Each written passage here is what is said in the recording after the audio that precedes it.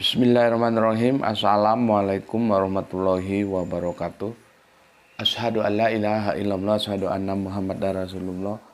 Allahumma sholli ala sayyidina Muhammad wa ala ali sayyidina Muhammad. Kama sholaita ala sayyidina Ibrahim wa ala ali sayyidina Ibrahim. Bil alamina innaka Hamidum Majid. Sebelumnya kita panjatkan dahulu doa kepada Gusti Allah Agung untuk saudara-saudara kita yang telah memberikan sholawatnya kepada channel dakwah ini, sehingga channel ini dapat dengan setia hadir dalam ruang-ruang diskusi kalian semuanya dimanapun kalian berada. Tentu dengan sebuah harapan, insya Allah sholawat itu akan menjadi catatan langit amal soleh bagi mereka dan keluarganya kelak. Dan insya Allah akan terbalaskan dengan balasan yang lebih baik lagi. Kemudian untuk seluruh viewer terkasihku dimanapun kalian berada, di mancanegara, di dalam negeri, aku ucapkan terima kasih atas apresiasinya. Semoga selalu always dan tidak pernah never, tetaplah bertumbuh menjadi satu pribadi tangguh, yaitu yang anti skip dan anti download. Bagi yang berkenan silakan saja di-share, tapi linknya ya, link kajiannya. Jadi jangan diunduh, dipotong-potong lalu diunggah ulang. Ya, aku tidak kasih izin untuk hal-hal yang demikian. Kemudian dari kalian semuanya nggak bisa aku sebutkan satu persatu. Aku ucapkan banyak-banyak terima kasih atas doa baiknya untukku dan keluarga, dan semoga kebaikan doa itu juga tercurahkan bagi yang mendoakan. Sesama saudara kita saling mendoakan dalam kebaikan, dan insya Allah doa kita bagian dari sekian banyak doa yang dikabulkan oleh Gusti Allah Agung. Amin amin ya rabbal alamin. Oke, aku akan menyampaikan dahulu satu perubahan. Kemarin aku sudah janji akan membahas tentang bagaimana seorang budayawan, begitu dia disebutnya, yang confused, yang bingung tentang inad dinain dalohi Islam, ya. Dan itu memang sudah lama terpending ya, masuk dalam antrian, dan aku berjanji seharusnya hari ini. Nah, demikian berubah lagi tadi pada subuh dalam grup WA. Kita kan punya grup WA viewer channel kajian Gus Beti ini ya. Masuk sebuah, mungkin itu tanggapan dari kemarin ketika aku membahas tentang terjemahan ya. Tentang terjemahan yang unggahan malam itu ya, yang seharusnya kita menyelesaikan bagaimana min itu mengalami polisemi kan. Jadi yang min itu sementara ini kita tahu kebanyakan diterjemahkan menjadi dari ya. Padahal harusnya kita mengeksplor lagi, adakah min itu bisa diterjemahkan lain selain daripada dari yang kita kenal. Nah, itu kan lagi kita kaji dan belum terselesaikan. Di situ aku kan mengambil sebuah komparasi, yaitu Yohanes 1 pasalnya yang ke-14 ya. Ya, pasalnya yang ke-14. Dari dulu aku sudah mengamati ayat itu. Karena ayat itu dalam dunia perdebatan jauh sejak awal-awal tahun 2000-an ya, 2005, 2006 dan 2007 ya. Aku itu berdiskusi, berdebat, bertukar pikiran dengan teman-teman Kristen ya, apalagi yang mainstreamnya barat.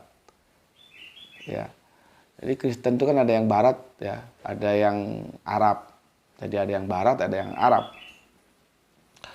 Tapi mau barat mau Arab juga kalau sudah masuk dalam dogma Tritunggal ya sebetulnya ya ujung-ujungnya sami mawon. Ya, nanti beda-beda tipis kalau sudah oneses itu masuk, tapi ya dalam posisi pandangannya terhadap Yesus, tentang siapa dia dalam Yesus maupun Tritunggal, ya sami mawon, sama saja. Maka kalau kita, mana sih penjelasannya? Kan wajar juga kita minta penjelasan. Yesus itu Tuhan, ya, terus menjadi manusia.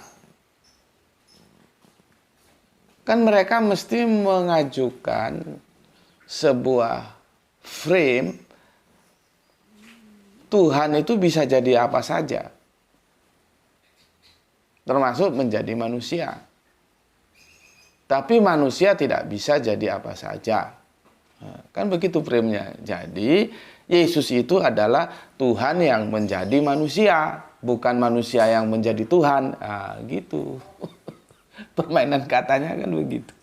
Kalau gue kan nggak begitu. Gue kan sudah ajarin sama lu semua, ya. Kalau Tuhan itu bisa jadi apa saja. Masalahnya dia mau atau enggak. Bisa orang dia maha kuasa kok. Kan kita sudah bahas waktu aku ngisi di fakultas apa itu dulu ya. Fakultas ilmu sosial ya. Ketika mahasiswa ada yang tanya, bisa nggak Tuhan menciptakan batu yang tidak kuat diangkatnya? Itu kan pertanyaan yang menjebak. Nah, kalau nggak bisa katanya Tuhan maha bisa. Kalau bisa kenapa nggak kuat ngangkatnya? Katanya Tuhan maha kuat. Kan itu pertanyaan yang menjebak. Jadi kita harus pandai-pandai menjawabnya. Sama seperti ini. Tuhan menjadi manusia bisa nggak? Iya memang bisa. Tapi apakah mau Tuhan menjadi manusia? Kalau manusia menjadi Tuhan jelas semua mau. Aku pun lo ditanya, kamu mau menjadi Tuhan? Mau. Tapi bisa apa enggak? Enggak bisa. Karena kita enggak maha bisa. Itu sebetulnya clue yang harus disampaikan secara akademis. Bukan Tuhan bisa menjadi apa saja terus menjadi manusia. Tapi manusia tidak bisa menjadi Tuhan. Dalam kerangka untuk memaksa mau nggak mau Yesus menjadi Tuhan. Ini Tuhan yang Allah loh ya, bukan Tuhan yang Tuhan. Tuhan yang YHWH ini kita diskusikan. Masalahnya kan di sana. Jadi ini memang kalau dalam pondok pesantren itu disebutkan ilmu mantik, pandai-pandaian ngomong, gitu loh. Tapi gue nggak keder, nggak ribet ngadepi teman-teman Kristen yang model itu. Karena apa? Mesti gue giring ke Alkitab. Apa kata Alkitab? Soal ngomong aja semua orang bisa kalau latihan ya pinter ngomong. Seperti tadi gue bilang, ya apakah yang mau Tuhan itu meskipun bisa menjadi manusia? Ya soal bisa. Tapi apa yang mau Tuhan menjadi manusia? Kan masalahnya di sana. Jadi kalau disandarkan kepada yang ilahi, dia itu mau apa enggak? Jadi Tuhan itu menjadi manusia bisa, tapi masalahnya mau apa enggak? Tuh ya. Tetapi kalau yang disandarkan kepada yang insani, itu yang harus digaris bawahi, bisa apa enggak? Bisa enggak yang insani manusia itu menjadi Allah yang ilahi? Kan ya enggak bisa. Jadi yang satu enggak mau, yang satu enggak bisa. Ya kalau di situ gimana? Ya Tuhan tetaplah Tuhan, tidak berubah. Manusia tetap juga manusia, tidak berubah. Enggak ada Tuhan jadi-jadian. Ya. Oke, karena itu sebetulnya sudah kita bahas lama. Ya, meskipun dalam belum satu video tersendiri. Dan kemudian aku disuguhi, ya, aku tidak akan tampilkan videonya ya, supaya sebetulnya aku tidak harus apa ya, ini gimana ini lagi. Aku kan tidak harus menampilkan videonya ya, cukup suaranya saja kalian tahu siapalah ini. Artinya apa? Ada titik temu pemikiranku dengan salah satu tokoh pendeta ini yang itu banyak dimusuhi karena dia anti mainstream. Dianggap sesat, dianggap gini, tapi itu urusan mereka lah ya, rumah tangga mereka yang harus kita hormati gitu. Memang sih ada kesamaannya, cuman sayangnya lagi-lagi ini formatnya apa ini namanya TikTok, jadi yang dikirimkan ke aku TikTok, jadi kurang lengkap ya. Cuman secara kerangka berpikir itu sama gitu ya. Kita dengar dulu ya. Semoga bisa didengarkan. Jadi kita pending dulu ya tentang inadina indalohi Islamnya ya. Kita bahas ini Yohanes 1 pasalnya yang ke berapa ya? Ke 14 atau yang ke 16. Lupa gue ya. Nantilah kita cari ya. Mana Injilku?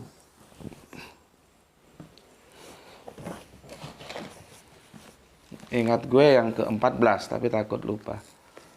Harus pakai kacamata dulu. Karena usia nggak bisa dibohongi pakai kacamata. Oh ya benar, Yohanes 1 ya.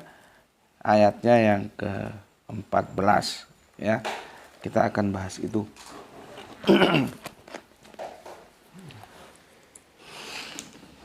Oke. Kita dengerin dulu ya. Secara peta jalan, kerangka berpikir aku sama dengan pendeta ini, tapi apakah sama dalam segala hal ya belum tentu juga gitu ya. Oke. Ya, kita dengerin ya. Pertama harus saya tegaskan bahwa di Alkitab itu tidak ada penjelmaan. Penjelmaan itu artinya berubah dari suatu keadaan atau suatu identitas, lahir kembali atau muncul menjadi manusia atau suatu pribadi atau suatu bentuk lain dari aslinya. Banyak orang mengasumsikan bahwa Yesus penjelmaan secara mistik. Firman menjadi manusia. Ini asumsi yang dipaksakan. Firman menjelma menjadi manusia. Firman itu bukan pribadi, saudara. Itu sabdanya Tuhan. Tidak mungkin menjelma menjadi manusia. Yang pertama harus saya tegaskan bahwa di Alkitab itu tidak ada penjelmaan. Penjelmaan itu artinya berubah. Graito, Dari ini dipasang keadaan atau suatu habis anunya, identitas, baterainya. lahir kembali atau muncul menjadi manusia atau suatu pribadi atau suatu bentuk lain dari aslinya. Banyak orang mengasumsikan bahwa Yesus penjelmaan secara mistik. Firman menjadi manusia. Ini asumsi yang dipaksakan. Firman menjelma menjadi manusia. Firman itu bukan pribadi, saudara. Itu sabdanya Tuhan. Tidak mungkin ya menjelma menjadi manusia. Yang pertama ya, sudah kita ulangi ya. Aku kira sudah cukup jelas bahwa tidak mungkin firman menjadi manusia ya. Aku sudah coba untuk mencari sebuah metodologi yang lebih gampang untuk menjelaskannya. Namun demikian ya. Akhirnya memang ini problematikanya di terjemahan. Sedangkan kita tahu tidak ada satu bahasa ya yang bisa pas ketika diterjemahkan ke bahasa lain. 100% pas itu tidak bisa. Itulah yang menjadikan kita tersadar bahwa original teks itu perlu. Itu ya. Ya. Jadi untuk menjelaskan menjelma itu apa itu juga ribet menjadi itu apa? Itu juga ribet. Ya. Maka aku nggak tahu apakah ini berseri atau tidak. Nanti kita kembalikan aja ke Alkitabnya gimana. Ya. Sekarang tajuk kita adalah Tuhan jadi-jadian. Ya.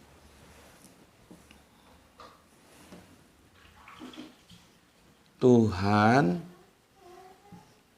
mistis atau gimana menjadinya juga ribet. Tuhan jadi jadian. Ya. Kekacauan terjemahan.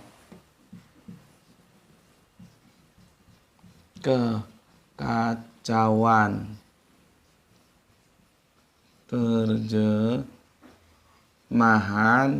Ini seandainya Pak dosen bahasa Yunani kita bisa masuk, enak, bisa bantu aku untuk menjelaskannya ya. Kekacauan terjemahan Yohanes berapa ini? Yohanes 1:14 ya. Gue salah tulis ini 16. Yohanes 1:14. Ini sepertinya seri 1. Ya. Oke.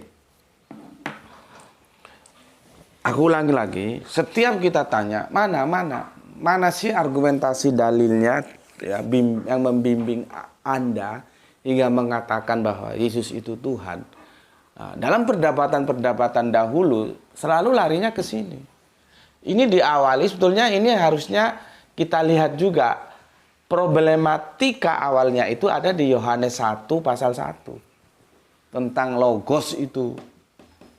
Dan itu sudah pernah kita bicarakan kan. Itu ya.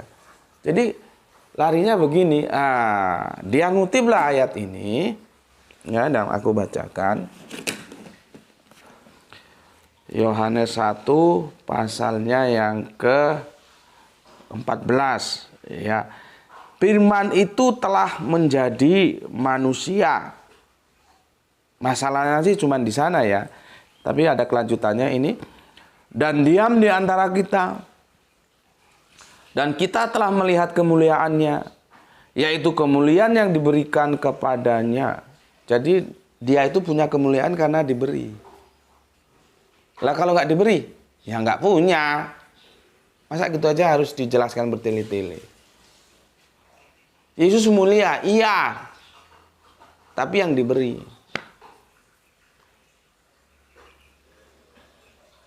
Alkitab bilang begitu, bukan aku ngarang-ngarang. Ya. Kalau firman itu kemudian menjadi manusia, dan manusia itu dirujuk menjadi Yesus. Sebetulnya ini kan perdebatan juga, karena nama Yesus nggak muncul. Ya, yang muncul itu firman itu telah menjadi manusia dan diam di antara kita, dan kita telah melihat kemuliaannya, yaitu kemuliaan yang diberikan kepadanya, bukan milik dia sendiri. Sebagai apa? Kenapa dia diberikan? Karena dia sebagai anak tunggal Bapa, penuh kasih, karunia, dan kebenaran. Siapa yang memberikan? Bapa.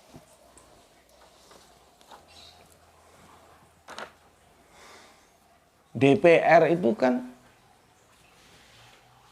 punya kekuasaan karena diberi kekuasaan, diamanahkan. Sesungguhnya yang punya kekuasaan siapa? Rakyat. Kalau dia nggak terpilih jadi DPR, dia bisa ngoceh sana sini. Mana nggak bisa. Itu loh. Jadi kekuasaan yang dimiliki lembaga yang kita sebut legislatif ya, DPR, itu kekuasaan yang diberikan oleh rakyat. Bukan DPR-nya sendiri. Lu kalau nggak terpilih ngapain juga masuk ke gedung bundar sana. Bismillahirrahmanirrahim. Ini seharusnya dipahami secara tepat gitu loh. Ya. Tadi sudah dikatakan oleh Bapak pendeta kita yang kita nukil, tidak ada menjelma-menjelma secara mistis itu, tidak ada. gitu ya. Oke. Menjelaskan ini seperti yang aku bilang tadi memang tidak mudah. Karena bahasa itu tidak ada yang pas ketika ditranslate menjadi tepat ke dalam bahasa lain. Apa saja? Arabiun, lisanul Arabiun kita sudah buktikan juga begitu kan? Lisanul Arabiun itu aku kadang-kadang harus menjelaskan terjemahan itu aku sulit, gimana ya caranya supaya bisa paham, itu sulit. Ini juga nanti kita merujuk ke Yunani juga sulit gitu loh. Jadi intinya mau bahasa apapun, mau lisanul Arabiun, mau yang disebut koine gerika, bahasanya orang Yunani, podo bae sulit diterjemahkan. Paling enak itu ya kita hidup bersama mereka. Ya setahun, 2 tahun atau 3 tahun belajar bahasa, jadi kita ngerti, oh maksudnya begitu toh. Gitu loh. Ya. Jadi kita menjadi aplikatif, bukan teori lagi. Kalau gini kan kita teori, ya, nggak aplikatif terhadap bahasa itu, gitu.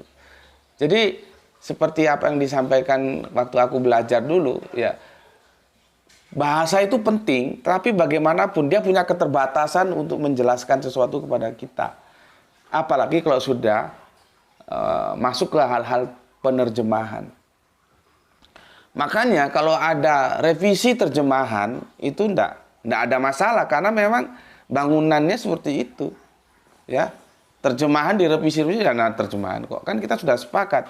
Terjemahan kitab suci itu bukan kitab suci. Terjemahan Al-Qur'an mau 1 hari direvisi 12 kali juga terserah saja kalau sanggup. Tapi jangan Al-Qur'annya karena itu sakral. Nah, kalau ini kan terjemahan bukan kitab suci. Nah ini misalkan direvisi dan memang LAI sudah melakukan revisi, itu sah-sah saja, secara akademis itu dibenarkan gitu loh ya. Oke, sekarang aku mau masuk ke sini, tapi aku baca dulu ya komen yang masuk dari kalian ya.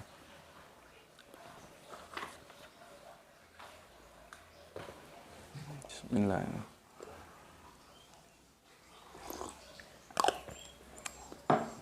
Aku baca dulu komen dari kalian yang masuk biar nggak punya hutang lagi lah. Ya, kemarin kita membahas tentang tolong menolong ya. Nabi mengajarkan kita tolong menolong. Oke, gimana ini agak gaptek ini. Kadang-kadang salah colek. Jadi berubah. Oke. Pertama dari Soleh kita Gispati, alhamdulillah Palu hadir dalam salam Isra Tuan Guru dan semua yang ngaji. Oke, terima kasih untuk Soleh kita yang ada di Palu yaitu Gispati, dan terima kasih matur nuwun Bandun atas 3 merah hatinya. Salam Isra untuk semuanya yang ada di Palu. Kemudian Kang Yudi. Assalamualaikum Gus. Nggak cuma murah untuk sembako dan lain-lainnya Gus, kalau perlu gratis, baru pemerintah tak kasih 10 jempol. Oke, terima kasih, salam Isra juga. Kemudian Bapak Abdul Muluk, Assalamualaikum, Waalaikumsalam Pak. Deli Serdang, ya izin nyimak Gus, semoga keluarga di Batu selalu dalam keadaan sehat-sehat dan diberikan rezeki yang barokah, serta salam Isra untuk saudaraku semuanya. Amin ya Rabbal Alamin. Oke. Keren Gus, laksana paranormal sakti Gus. Ya ini lagi dipakai ini ya. Pejuang 45. Oke, kita lanjutkan. Jonolono ono sopo nderek kajian Gus, salam Isra. Oke, salam Isra dan matur Bandung atas 3 merah hatinya. Kemudian ada Aki Beben menukil Quran surat Al-Maidah ayat 2 ya. Tolong menolonglah kamu dalam kebajikan dan takwa, dan jangan tolong menolong dalam dosa dan permusuhan. Mantap. Terima kasih untuk Aki Beben ya atas komentarnya dengan menukil Quran surat Al-Maidah nomor ayatnya yang kedua. Oke. Kemudian ditakut-takut dari Hong Kong ini ya. Assalamualaikum, waalaikumsalam warahmatullahi wabarakatuh. Gus Betik nyimak, semoga sehat selalu. Salam Isra sedoyo nggih. Oke, matur nuwun atas 5 merah hatinya. Oke. Kita lanjutkan. Kong kali kong hadir Gus, sehat selalu. Oke, monggo silahkan ya. Salam Isra untuk nggih. Kemudian oskis ayat dalam Al-Maidah ayat 2 tentang tolong menolong dalam berbuat kebaikan dan takwa ini ternyata dalam PL dan PB juga sempat diajarkan. Oke, ada Amsal, ada Galatia, ya. Ya, karena memang begitu dalam tataran horizontal semua agama itu rata-rata sama lah. Nanti kan berbedanya dalam tataran vertikalnya. Jadi ada domain horizontal, domain vertikal, atau lebih jelasnya ada domain humanisme, ya, yang dia imanen, ada yang transenden, yang ilahi, yaitu bedanya di sana, ya. Karena contohnya gini, tidak ada satu agama pun yang mengajarkan kamu jadi maling, jadi koruptor, enggak ada. Ya. Jadi kalau itu semua kita tahu ya bahwa Al-Maidah ayat 2 itu ada juga di Amsal 3:27 dan ada juga di Galatia 6:2. Artinya ya semua agama itu mengajarkan kita untuk berbuat baik gitu ya. Itu kawasan horizontal ya. Nanti kalau kawasan vertikal itu beda gitu ya. Ini aku perlu jelaskan supaya jangan nanti terus mengatakan oh kalau begitu semua agama sama. Enggak, mana ada agama yang sama. Ya, karena agama harus dilihat dari domain horizontal dan vertikalnya. Harus holistik dia, enggak parsial, hanya horizontalnya doang. Ya. Oke. Terima kasih untuk Oskis dan kita lanjutkan. Soleh kita Rahani. Assalamualaikum Tuan Guru. Waalaikumsalam. Aku Rahani, kepanjangannya Junaidi, itu bapak aku Tuan Guru, itu yang dikasihnya. Salam Isra buat semuanya. Oke, matur thank you, terima kasih atur nuhunnya Teh Rahani ya, yang ada di Bandung ya. Salam Isra untuk semuanya. Waalaikumsalam warahmatullahi wabarakatuh ya. Berarti sekarang manggilnya Rahani gitu ya, karena Junaidi itu nama ayahanda beliau. Oke, terima kasih atas konfirmasinya. Kita lanjutkan. Kang Sahran Gifari menyimak setelah 1 jam tayang dari teras rumah Bandung. Oh mantap kali. Yang sudah punya rumah dari teras rumah, berarti kalau sudah punya teras punya rumahnya ini. Ini Kang Irwan Al-Akbar masih nyimak di sela kerjaan di kantor proyek dari Kerinci Jambi. Mantap, monggo dilanjutkan. Mehanem, oke, mantap. Oke, sudah ya, sudah. Dan kemarin dia hanya mampu meraih power 167, sangat sangat tidak subur, sangat tandus sekali, ya. Padahal isinya itu adalah isi yang harus kita lakukan dalam kehidupan kita sehari-hari. Tolong menolong. Karena tolong menolong itu terkait dengan interaksi kita sesama manusia, sesama makhluk. Ya, bahwa kita diharuskan untuk saling tolong menolong. Ya. Itu kan perlu. Tapi ternyata dia hanya mampu meraih power 167. Itu semakin membuktikan bahwa rakyat dari Republik YouTube itu memang sukanya yang hohohihe. Ya, yang bombastis. Ya.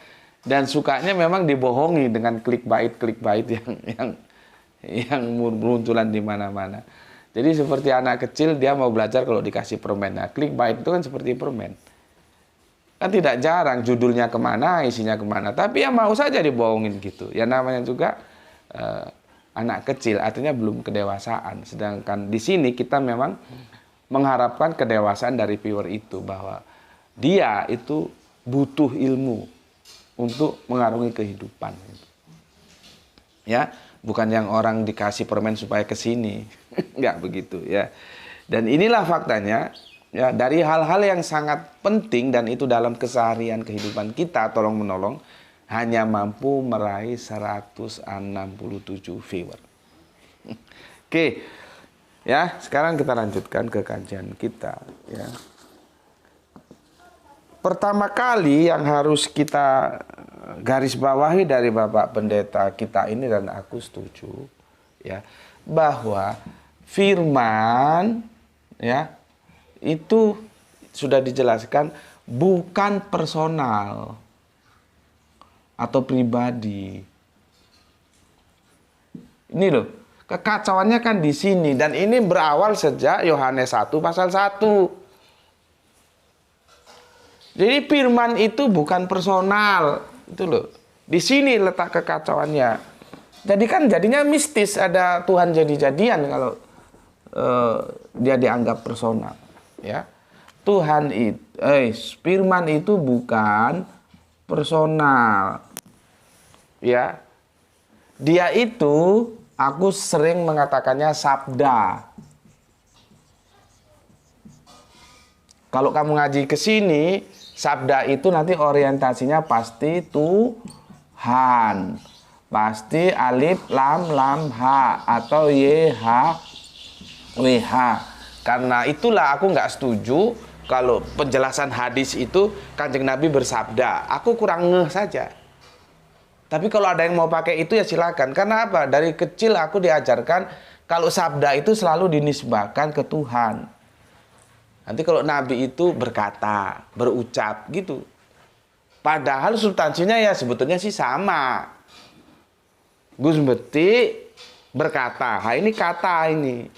Kalau Tuhan alif lam lam ya bersabda. Terus bagaimana kok sabda itu dipahami sebagai personil? Biang keroknya di sini sebetulnya awalnya itu. Ya. Apakah bisa firman Tuhan itu terus disamakan dengan Tuhan? Ini kan menjadi tanda. Ini yang nanti diputer-puter bahasanya, karena dia waktu awalnya sudah dicekoki ala dogma ya. Nanti bisa begini. Bagaimana Tuhan bisa terpisah dengan firman-Nya? Bisakah firman ditiadakan terus Tuhan mau menciptakan dengan apa? Jadi yang ada dalam otaknya itu ya, bagaimanapun firman Tuhan itu dipaksakan untuk menjadi Tuhan itu sendiri. Kacau sudah.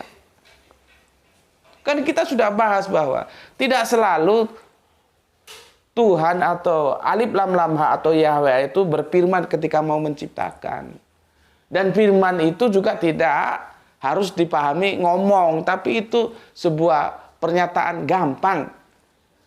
Kamu itu ngomong aja gampang, coba ini kerjakan. Nah, gitu loh. Kan kita sering gitu ya. Kamu itu cuma ngomong aja sih. Coba kamu bikin kerajinan tangan sendiri bisa nggak? Gitu. Kalau ngomong sih gampang. Nah, itu loh. Jadi ngomong itu sebetulnya firman itu menunjukkan kemudahan. Jadi alif lam lam ha atau YHWH itu kalau mau bikin apa saja mudah. Sabda, kalaupun mau diterjemahkan sabda, itu sabdanya Tuhan, bukan Tuhan. Ucapan Gus Beti itu bukan Gus Beti. Ngerti? Gobloknya kan di sana ketika firman Tuhan itu sama dengan Tuhan. Ya, pada mulanya firman itu bersama dengan Allah dan firman itu adalah Allah.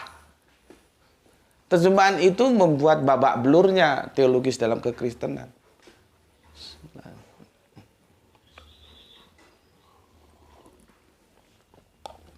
Maka kalau sampai sekarang terjadi 3 kekuatan besar gitu ya. Ada Tritunggal, ada Yesus only atau Oneness, ada tunggal. Ya karena di situ ya, terjemahan awalnya saja sudah bermasalah, bagaimana firman Tuhan kok sama dengan Tuhan? Nanti kadang-kadang gue kalau diskusi Yohanes 1 pasal 1 tuh gue banyak mendengar saja. Gue dengerin. Terus kesimpulan gue gini, lu sendiri gak ngerti apa yang lu omong. Gitu. Karena nanti diputer-puternya itu ya. Coba kita tanyakan, lebih dahulu mana firman dengan Tuhan?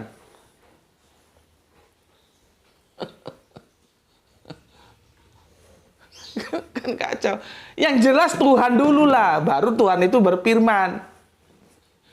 Terus dari sejak awal mulanya saja sudah nampak bahwa firman Tuhan itu tidak sama dengan Tuhan. Tuh, ya.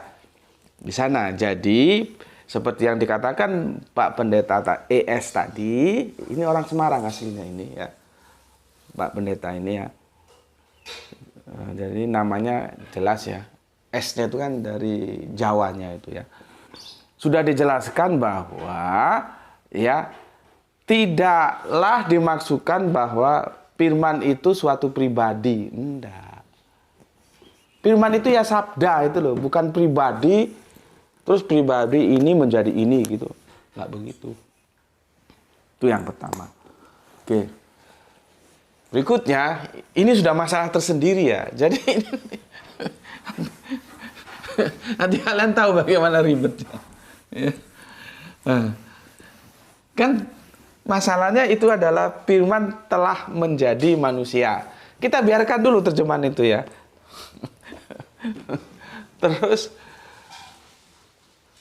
apa aku harus jelaskan? Jelma ya. Menjadi menjelma. Menjelma ini apa sih? Atau jelma itu apa sih? Sama dengan menjadi atau enggak? Ini aku obrak-abrik kamus juga enggak menemukan jawabannya. Menjelma dan menjadi itu sama enggak? Ya. Sekarang gini. Ya. Ada dimulai dari uap. Ya. Dari uap terus menjadi air. Dari air menjadi es. Ini bisa ini menjadi atau menjelma ini? Ya. Menjadi atau menjelma ini? Dari uap menjadi air, air menjadi es. Ya. Kan itu dia akan menjadi begini. Ya, ada perubahan-perubahan yang itu psikis dan fisik. Ya.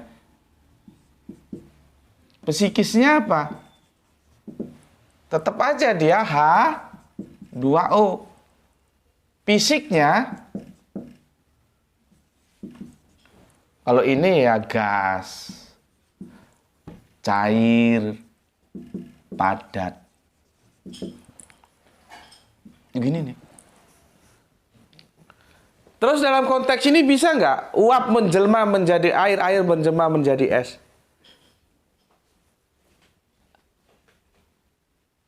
Sehingga menjelma itu sama dengan menjadi. Atau uap menjelma air, air menjelma es. Atau uap menjadi air, air menjadi es. Pilih yang mana kamu? Ini digunakan sama-sama ya. Jadi uap menjelma menjadi air, air menjelma menjadi es. Pilihan pertama. Pilihan kedua, uap menjelma air, air menjelma es. Pilihan ketiga, uap menjadi air, air menjadi es. Ayo, pilih yang mana? Agak ribet menjelaskannya. Ya. Terus nanti bisa nggak ini kita bilang transformasi? Di sini ya. Transformasi. Nanti ada transfigurasi juga. Banyak istilah. Ya. Transformasi bisa nggak?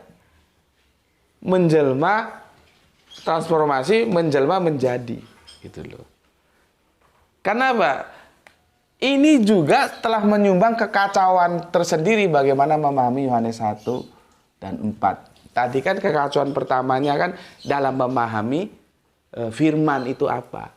Kekacauan kedua ya, nanti kita akan ketemu satu diksi ya, itu sebetulnya menjelma atau menjadi. Terus apakah menjadi itu sama dengan menjelma? Karena di sana kan pada mulanya firman ya, Firman bersama-sama dengan Allah dan Firman itu adalah Allah ya. Terus kalau kita bypass, kita tarik ke Yohanes 1:14 ya. Ya, dan firman itu menjadi manusia. Manusianya kita biarkan dulu ya. Terlepas apakah itu benar diterjemahkan manusia atau enggak, kita abaikan dulu. Bertahap dulu. Karena ini ribet ini. Nah, sekarang kita ini mencari sebuah padanan ya. Menjelma itu sama enggak dengan menjadi? Supaya, jadi aku gini loh, aku akan menggiring kamu kepada satu sudut sehingga kamu tidak akan lagi berlari ke pernyataan-pernyataan lainnya. Maka kita harus cari dulu kesepakatan. Menjadi dan menjelma itu sama enggak? Nanti kalau aku rubah begini coba, ya. Kurang berapa? Ya. Belum lagi, ini tadi uap ya, sudah jelas. Terus ini, kita mulai dari apa dulu ya? Kalau telur dulu ya, telur, terus ulat ya, iya betul, ulat jadi kepompong jadi apa? Kupu. Ya. Nah, ini menjelma atau menjadi ini? Kalau ini kan dalam dunia biologi kita dikenal dengan istilah metamorfosis. Nah, tambah lagi satu kata.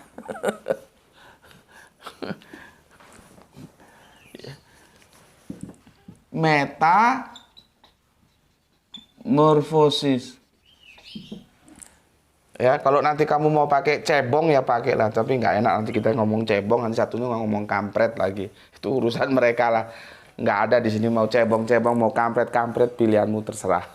Kita nggak ngurus itu ya.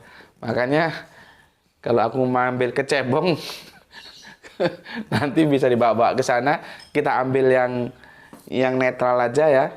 Kupu-kupu aja lah ya. Kupu-kupu. Ya, dari telur startnya. Terus apa? Jadi ulat. Terus apa? Jadi kepompong. Terus apa? Jadi kupu-kupu. Ini kan tahapan-tahapan. Kan sama tadi yang aku jelaskan. Ya, ada psikis, ada fisik. Psikis kehidupannya kan tetap aja ya telur itu kan. Ya. Telur itu kan. Cuman gue mau nyebutnya sulit. Kalau di air tadi kan H2O. Di sini cair gas padat. Ya, kalau di sini apa? Nah, ini gue kesulitan pakai bahasa apa ini psikisnya ini. Tapi lu tau lah maksud gue. Itulah yang gue bilang bahwa bahasa itu punya keterbatasan. Gue mau menjelaskan dari telur, ulat, kepompong, terus kupu-kupu. Ini perubahan yang mana? Tentunya perubahan yang fisik. Tapi psikisnya sama toh. Cuman kalau fisik di air tadi bisa aku jelaskan gas, cair, padat. Kalau di sini gimana jelaskannya ini? Kan nggak bisa. Aku nggak punya bahasa untuk itu. Tapi insya Allah kalian ngerti toh maksudku. Begitu juga di sini psikis. Kalau di air tadi aku bilang apa? H2O. Tapi kalau di sini apa? Kan sulit. Itulah yang aku bilang. Memang pada satu waktu kita akan terbentur dengan keterbatasan bahasa. Makanya tadi seperti yang aku bilang, kalau sudah begitu memang kita seharusnya hidup di sebuah kawasan di mana bahasa itu digunakan. Gitu. Ya. Sampai di sini dulu ya. Ini si kecil harus diantar, bidadari kecilnya diantar sekolah dan juga sepedanya lagi mogok. Jadi nggak tahu nanti gimana caranya ya. Sampai di sini dulu ya. Jadi ini masih seri 1 ya. Yang jelas kalian pastikan dulu. Ada transformasi, ada menjelma, ada menjadi, ada metamorfosis. Nanti kita akan ketemu. Ini semua dari satu sumber yang disebut eganito. Di sini ya. Atau di sinilah ya. Eganito. Ini bahasa Yunaninya. Eganito inilah kemudian yang diterjemahkan, nggak tahu paling tepat itu yang mana itu. Apa transformasi, atau menjelma, atau menjadi, atau metamorfosis, gimana? Jadi kan kayo logos sat eganito. Kalau bahasa lengkapnya insya Allah nanti seri 2 aku jelaskan. Kai ologos ya sat eganito. Nah, eganito itu yang mana? Inilah kekacauan-kekacauan yang terjadi. Coba kita benahi supaya nggak salah. Bagaimana kok Allah telah menjadi manusia? Kalau soal bisanya bisa, tapi apa yang mau Allah jadi manusia? Jadinya kan Allah jadi-jadian seperti ini tadi. Oke, sampai di sini dulu ya. Insya Allah besok akan kita lanjutkan ya. Pesan aku, jaga Allah, jaga Kanjeng Nabi, jaga Al-Quran, jaga sholatmu ya. Jaga Islammu dalam bingkai keindahan imanmu, letakkan dia dalam hatimu yang paling dalam. Tetapi tetaplah memberi hormat kepada saudara kita yang memilih jalan lain, karena mereka tetap saudara kita ya. Semoga kita semua di sini mendapatkan keberuntungan, yaitu rezeki yang barokah dan kesehatan yang prima. Terima kasih sudah ngaji bareng Gus Beti ya. Semoga ada manfaat yang kita bisa ambil ya. Salam Isra untuk semuanya, Islam rasional. Alhamdulillahirabbil alamin.